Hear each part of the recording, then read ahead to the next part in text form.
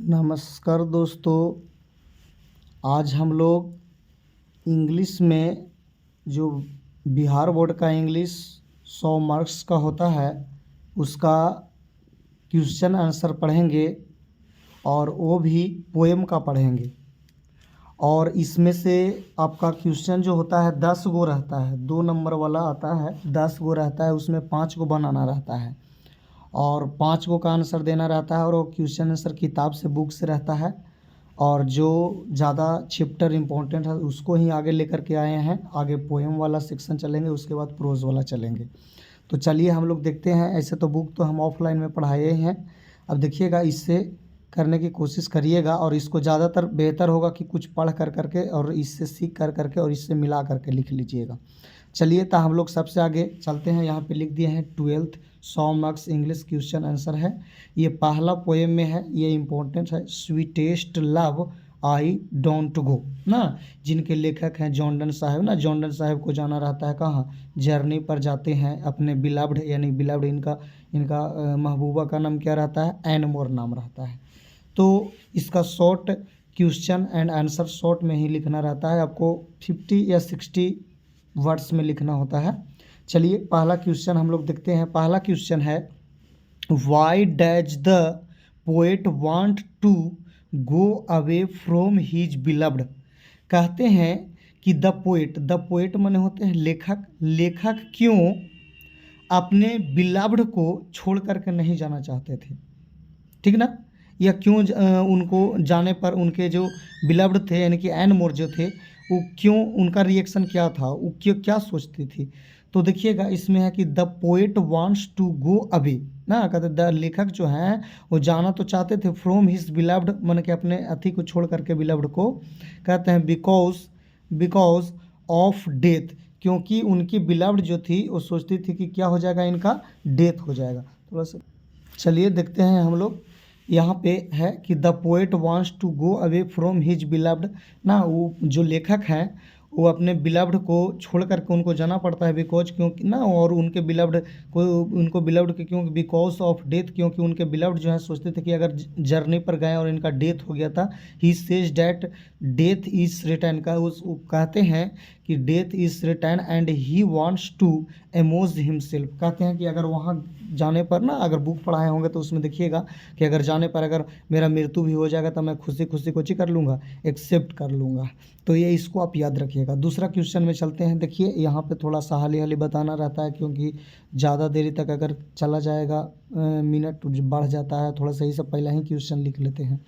देखिएगा दूसरा क्वेश्चन है कि what are the things that the sun does not have.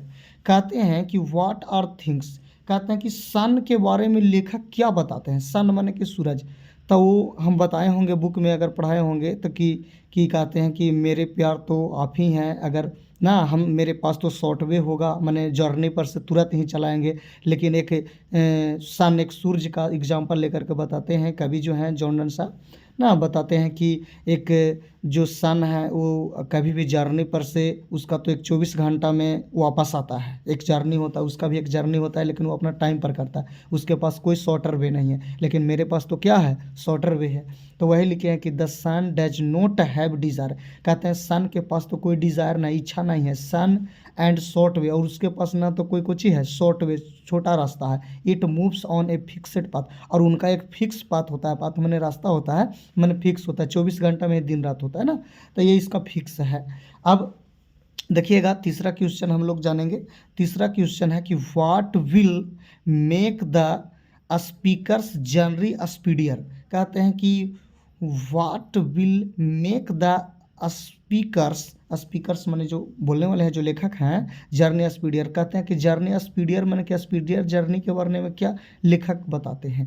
तो कहते हैं द स्पीडियर बिलीव, कहते हैं बिलीव्स डैट स्पीकर जो हैं, जो लेखक जो हैं, वो बिलीव माने विश्वास दिलाते हैं, डैट कि he will make a speedier journey, कि मेरा जो जर्नी होगा ना, यात्रा होगा, वो स्पीडियर होगा, with more wings and suppress. और कहता है कि मेरे पास तो इच्छा है आपके पास लौटने का, ना, सरफेस है ना, सब कुछ आप ही है, तो हम वहाँ क्यों रहेंगे ना, जर्नी पर जाते हैं। अगर बुक पढ़िएगा तो पूरा आ जाएगा समझ में इसमें। 4 क्वेश्चन है कि what make a man's power फीवल।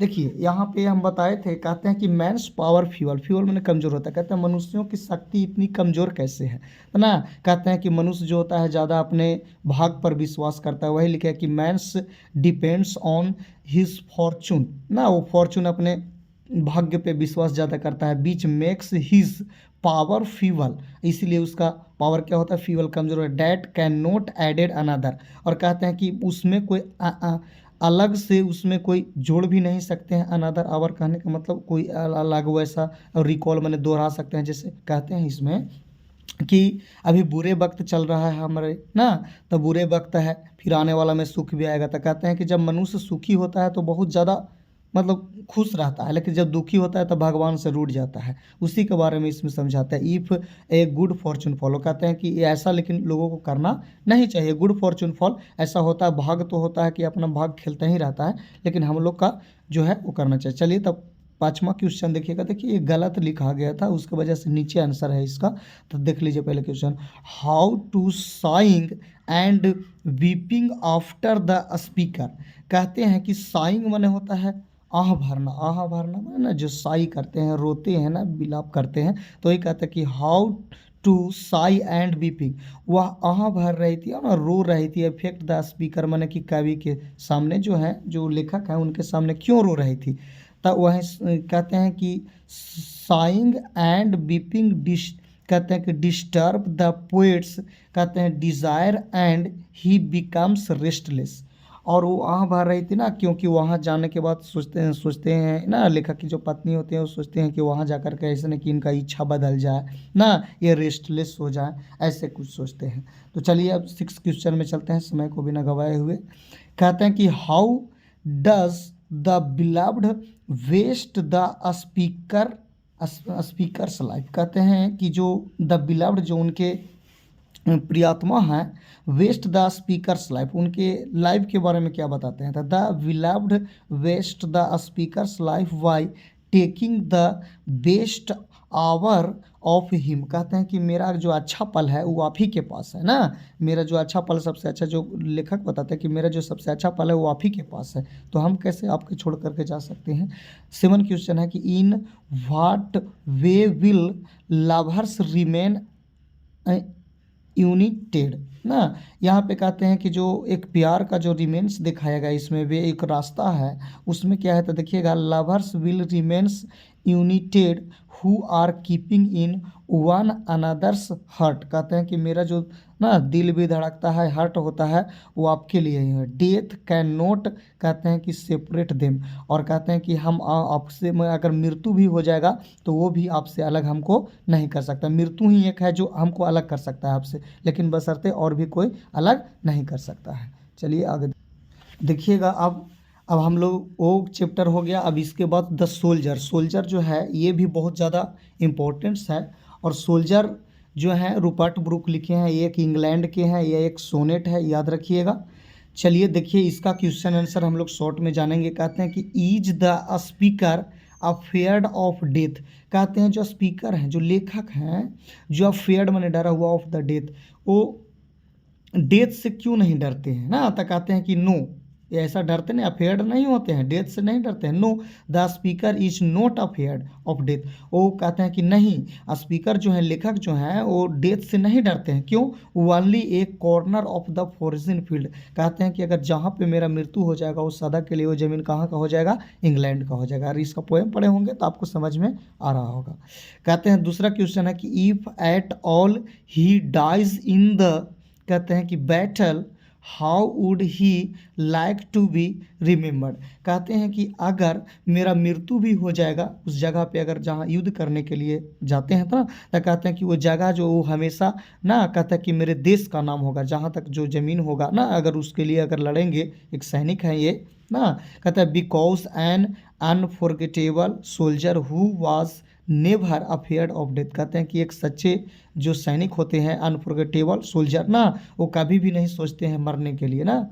कहते हैं कि हाउ, आगे की तीसरा क्वेश्चन है, how can some corner of a foreign field be for ever England. कहते हैं कि जो अगर लड़ते लड़ते मान लिया जाए कि मेरा अगर मृत्यु हो जाएगा तो जो कॉर्नर होगा ऑफ फॉरेन फील्ड, अगर विदेशों में जाकर के ना, जहाँ पे कहते हैं कि दूसरे देश के खिलाफ जो लड़ेंगे, अगर वहाँ जाकर के अगर हम अगर मर जाते हैं तो उस जमीन वो कॉर्नर जो होगा उस सदा के लिए कहाँ का हो जाएगा, इंग्लैंड का हो जाएगा।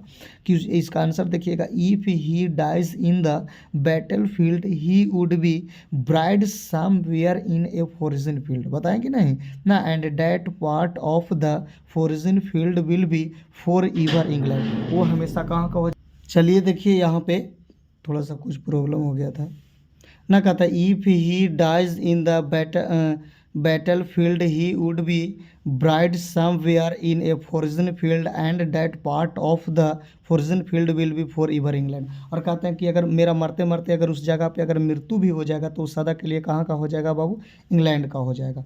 4 क्वेश्चन देखिएगा, in that richest a richer dust consult what does dust stands for.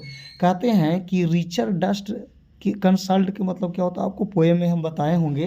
कहते हैं कि एक ना एक माने कि रिचर डस्ट, कहते हैं कि जब मैं मर जाऊंगा तब मेरा जो जो धूल कण होगा, मैं इंग्लैंड की धूल में कुछ हो जाऊंगा, मिल जाऊंगा। रिचर रिचेस्ट ना, कहते हैं कि जो डस्ट है उसमें कंसल्ट हो, इसके मतलब क्या होता है, तो कहते हैं dust means the palace where he, कहते हैं टूक बर्थ एंड वुड डाई। कहते हैं कि डस्ट के मतलब कि जिस मिट्टी ने हमको जन्म दिया, अगर मरेंगे तो हम उसी मिट्टी में कुछ हो जाएंगे, मिल जाएंगे। फिर देखिए 5 क्वेश्चन है, what is meant by the phrase a pulse in the internal mind. Pulse in the internal mind की मतलब क्या होता है, देखिए कहते हैं कि जो उनका कहते हैं कि मेरा जो भी अगर काम हम करूँगा इंग्लैंड के लिए करूँगा, सदा के लिए वो अपने आप को दम न्यौछावर कर देते हैं कि इंग्लैंड ने हमको जन्म दिया है ना, हमको बनाया है, मेरे शरीर को बनाया है, जो वाणी है, जो सांस लेते हैं वो इंग्लिश एयर है। ऐसे बहुत सारे हैं, पोएम में पढ़िएगा। कहते हैं a pulse in the internal mind means he will not be forgotten by his countrymen because he is, कहते हैं कुछ sacrificing his life for them। तो ये आपको 2 गो था, इसके बाद अगला बार हम ये कर लेंगे हम लोग मैकविटी द मिस्ट्री कैट को। चलिए वीडियो बड़ा हो जाएगा, तो अगर वीडियो अच्छा लगे तो लाइक करिए, शेयर करिए, सब्सक्राइब करिए और बढ़िया से पढ़िए। आपको एग्ज़ाम भी आने बहुत नज़दीक ही हैं। चलिए थैंक यू।